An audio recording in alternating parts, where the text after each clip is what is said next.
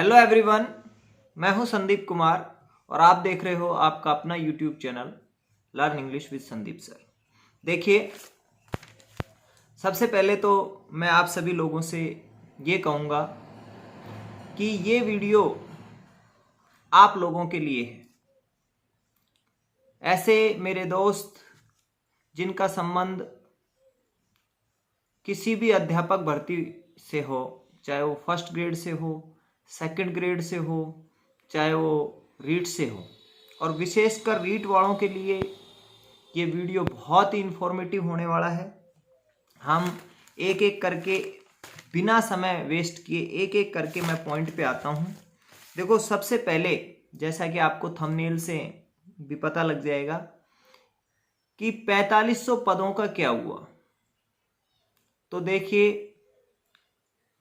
4500 पदों के लिए जो राजस्थान बेरोजगार एकीकृत महासंघ के अध्यक्ष उपेंद्र यादव जी ने और बाकी जो युवा बेरोजगार संघर्ष समिति के अन्य जो सदस्य हैं, राधे मीणा जी, भाई हनुमान किसान, इन्होंने जो है भरपूर प्रयास कर लिया। हम जैसे लोगों ने भी साथ दिया इनका। जैसा कि आपको पता है कि 1 महीने पहले जो है शहीद स्मारक पर धरना प्रदर्शन किया गया और बातों को जो है शिक्षा मंत्री तक और गहलोत जी तक, माननीय मुख्यमंत्री जी तक पहुंचा दिया गया, CMR तक पहुंचा दिया गया, लेकिन मुझे लगता नहीं है। 4500 पद, दोस्तों, बड़े दुख से कह रहा हूं कि 4500 पदों की जो मांग थी वो बिल्कुल ही जो है एक मांग बनकर रह गई। ठीक है, हालांकि इसमें मैं ये नहीं कहूँगा कि हम लोगों ने प्रयास नहीं किए। हमने जहां हमें ऐसा लगा कि यहाँ ज्ञापन देना चाहिए वहाँ ज्ञापन भी दिया और फिजिकली वहाँ पर शहीद स्मारक पर धरना प्रदर्शन में भी शामिल हुए, लेकिन दोस्तों जो है हमें एक्सपेक्टेड रिजल्ट नहीं मिला और अब जो ये मांग है ये ठंडे बस्ते में जा चुकी है। तो दोस्तों, यहाँ पर हम ये सीधे सीधे ये कह सकते हैं कि ये सरकार की हठधर्मिता ही है कि 4500 पद नहीं बढ़ाए। अदरवाइज आपको पता है कि जो है शिक्षा मंत्री जी ने जो है ट्वीट किया था, घोषणा करी थी ट्वीट के माध्यम से कि अब आने वाली, जब कैंसिल हुआ था 2021 में लेवल द्वितीय का एग्ज़ाम, तो उन्होंने ट्वीट करके बताया था कि आने वाली भर्ती में जो है लेवल 2 के 31,500 पदों पर लेवल 2 की भर्ती की जाएगी, लेकिन उसके बावजूद जो है 4500 पद हमारे काटे गए और फिर सरकार हमारी इस वाजिब मांग को मान नहीं रही है। तो इससे बड़ी हठधर्मिता क्या हो सकती है। हम सब ने मिलकर के फिजिकली और सोशल मीडिया के थ्रू हमने सरकार को अच्छे से इस मांग से वाकिफ करा दिया, लेकिन सरकार ने हठधर्मिता दिखाई। तो मेरे को लगता है कि अब ये बिल्कुल जो है मांग केवल मांग बन के रह गई है। 4500 पद नहीं बढ़ेंगे दोस्तों। हालांकि अगर 4500 पद बढ़ें तो मेरे को तो डायरेक्टली फ़ायदा हो रहा है, 4500 पद बढ़ते ही मेरा नंबर आ जाएगा। लेकिन दोस्तों, ये बड़े दुख की बात है। अब कुछ मेरे साथी लोग जो है कमेंट करते हैं यूट्यूब पर, और सबसे बड़ी विसंगति ये है कि मैं वीडियो में जो बातें बता देता हूँ उन्हीं बातों को कमेंट करके पूछते हैं। तो आप सबसे पहले तो जो है लास्ट तक वीडियो देखें, तब सारी बातें क्लियर होगी। दूसरा ये है कि क्रम से ज्वाइनिंग का क्या हुआ। तो दोस्तों, मैं आपको बता दूं, आप सबको पता है कि कितना उलट पुलट काम हो रहा है। क्रम से ज्वाइनिंग का मतलब ये था, पहले फर्स्ट ग्रेड को ज्वाइनिंग दी जाए, फिर सेकंड ग्रेड को, फिर लास्ट में रीट को। रीट को पहले दी जा रही है, ठीक है। अब उसके बाद फर्स्ट ग्रेड के फाइनल रिजल्ट आ रहे हैं, उनकी ज्वाइनिंग होगी, यानी सारा काम उलट पुलट हो गया है। यानी इसमें भी हमें कोई आंशिक सफलता मिल जाए तो, अदरवाइज ये सपना भी हमारा। और मैं आपको बता रहा हूं कि अगर 4500 पद नहीं बढ़ते, 4500 पद चलो कोई बात नहीं बढ़े तो, लेकिन अगर क्रम से ज्वाइनिंग भी हो जाती ना, तो इतने पद तो निश्चित रूप से आराम से बच जाते। तो अब दोस्तों, क्रम से ज्वाइनिंग का जो सपना था वो भी हमारा अधूरा रह गया। इसमें भी जो है कहीं ना कहीं अगर सरकार चाहती तो आरपीएससी को देखो, आरपीएससी ने कितने समय पहले, आरपीएससी की जो प्रोसेस है वो कितना धीमा है। आरपीएससी कब का पेपर ले चुकी है, और अगर आरपीएससी चाहती तो निश्चित रूप से रीट से पहले जो है सेकंड ग्रेड को और फर्स्ट ग्रेड को आराम से ज्वाइनिंग हो सकती थी, लेकिन वहाँ पर समय वेस्ट किया गया। वहाँ पर जो हम एक्सपेक्ट कर रहे थे वैसा भी हमारा नहीं हुआ। तो दोस्तों, मैं ये कहूँगा कि ये दोनों चीज़ें जो है हमारे अगेंस्ट गई। अब दूसरी बात देखो ये है, अब लास्ट हमारे पास क्या हथियार हो सकता है। देखो इसमें भी अगर सरकार चाहे तो, हालांकि सरकार नहीं सुन रही है बिल्कुल भी, लेकिन अगर सरकार चाहे तो 4500 पद भी नहीं बढ़ाए, क्रम से ज्वाइनिंग का जो हुआ, अगर एक बात देखो, अगर एक बात सरकार हमारी सुन ले, एक नियम लागू कर दे, वो नियम कौन सा है जिसके लिए मैंने स्पेशली ये वीडियो बनाया है। जैसे अभी मैं आपको बताऊं, वो ये जो अपना त्यागपत्रित पदों को वेटिंग से भरा जाएगा, ये जो मामला है इसको आप ध्यान से सुनिए। मामला क्या है, देखो सबसे पहले ये छत्तीसगढ़ में ये नियम लागू हुआ था।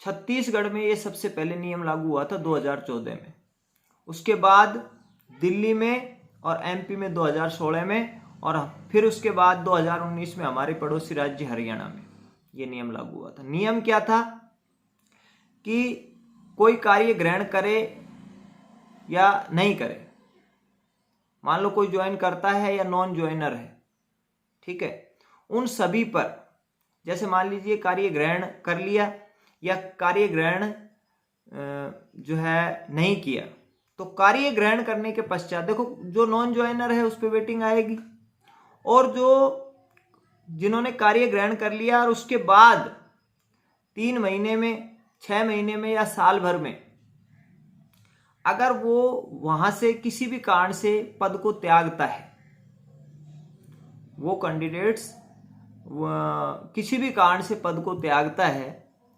तो वो उसी जो है भर्ती के पद समझ करके और वेटिंग जो है से वो पद भरे जाएंगे। अब दोस्तों, ये इतना बड़ा नुकसान हो रहा है इस नियम को नहीं लागू करने से, मैं आपको क्या बताऊं। अगर आप मेरे से पूछना चाहेंगे डेटा, कुछ मैं डेटा आपको शेयर करता हूं। 2018 की मैं बात कर रहा हूं, केवल अध्यापक भर्ती परीक्षाओं की, चाहे वो फर्स्ट ग्रेड की है, चाहे वो जो है सेकंड ग्रेड के एग्जाम की बात है, चाहे वो थर्ड ग्रेड की, तीनों में मिलाकर लगभग 4000 के आसपास।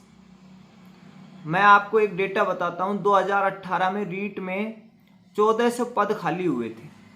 त्यागपत्रित पदों की संख्या 1400 थी, और 2018 में सेकंड ग्रेड भी हुई थी, उसमें लगभग 1352 के करीब जो है पद खाली हुए थे, ठीक है।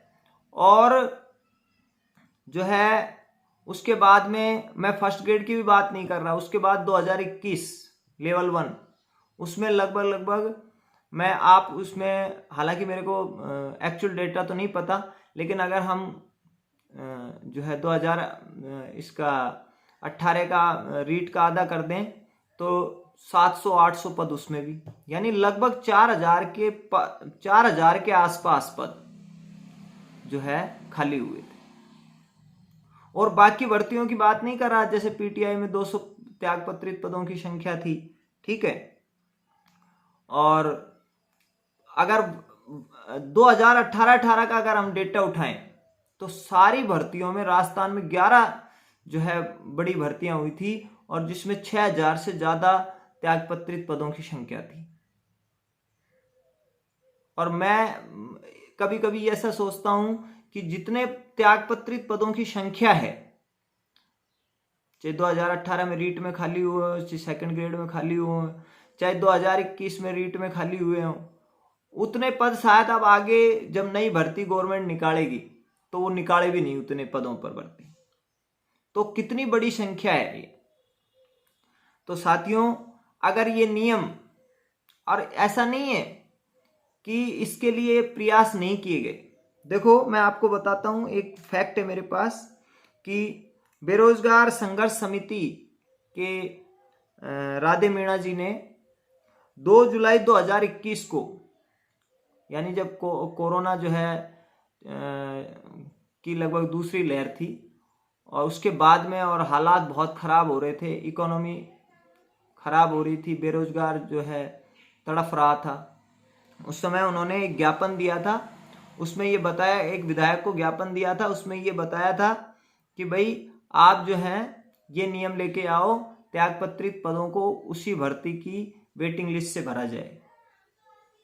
तो मैं आप लोगों से यही कह रहा हूं दोस्तों कि इस नियम को आप सोशल मीडिया के थ्रू और फिजिकली, चाहे आपको ज्ञापन देना पड़े, किसी को विधायक को मिलो, ज्ञापन दो, उनको अपनी समस्याओं से अवगत कराओ, और सोशल मीडिया पर भी एक्टिव रहो, चाहे ट्विटर के थ्रू या किसी और प्लेटफॉर्म के थ्रू। आप सरकार को बार बार ये चेताते रहो, क्योंकि देखो सरकार जो है ना, सरकार ने बिल्कुल हठधर्मिता दिखाई है।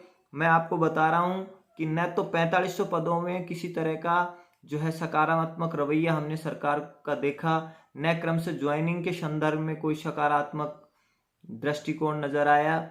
और अगर हमने ये प्रयास, जो अंतिम प्रयास है हमारा, अगर ये भी नहीं किया तो फिर हमारे हाथ से चीजें निकल जाएगी। तो मैं दोस्तों आप लोगों को यही कह रहा हूं, सबसे बड़ी परेशानी तो ये है कि आप वीडियो पर आते हो और पूरी बात सुनते नहीं हो, फिर यूट्यूब पे कमेंट के थ्रू जो है आप पूछते हो, और आपको पता है कि हर एक कमेंट का आंसर भी नहीं दिया जाता है, ठीक है। हालांकि मेरी कोशिश रहती है दोस्तों कि कमेंट का आंसर रिप्लाई किया जाए, लेकिन फिर भी सारे कमेंट्स का रिप्लाई तो नहीं हो पाता है, ये तो आप भी सोचते हो। तो ये बहुत बड़ा मुद्दा है हमारे लिए। अगर ये नियम लागू हो जाए तो मैं आपको कह रहा हूं कि रीट में लगभग, ज्यादा नहीं कह रहा, 2018 में जो स्थितियां बनी थी वही स्थितियां अब 2023 में बन रही हैं।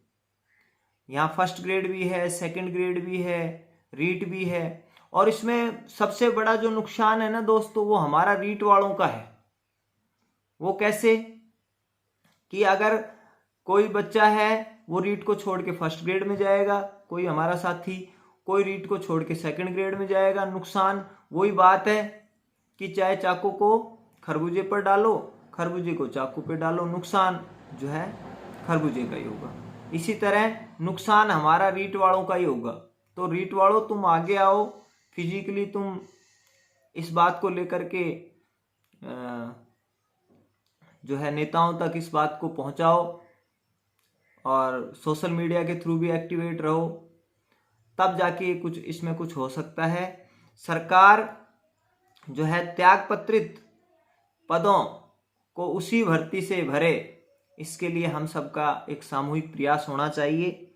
अगर ये आप प्रयास करने में सफल रहे तो मैं आपको बता सकता हूं कि लगभग, मैं अगर बताऊं आपको, 4,000 से 5,000 लोग जो है लोगों को रोजगार मिल जाएगा। यानी कम से कम 4,000 से 5,000 त्यागपत्रित पदों की संख्या आप देख लेना, जब रिपोर्ट आ गया है ना न्यूज़पेपर में अभी ये इस रीट की, क्योंकि सबसे बड़ा नुकसान रीट का ही है, तो लगभग 4000 से 5000 के बीच में जो है त्यागपत्रित पदों की संख्या बढ़ेगी और वो पद जो है खराब ही जाएंगे जैसे 2018 में गए। तो इसके लिए हमारा एक सामूहिक प्रयास होना चाहिए, जैसे तैसे करके, चाहे फिजिकली हो चाहे सोशल मीडिया के थ्रू हो, ठीक है। तो ये सारी बातें थी दोस्तों। मैं बिल्कुल आश्वस्त हूँ कि आप सभी अपने अपने स्तर पर फिजिकली और सोशल मीडिया के थ्रू आप प्रयास करोगे।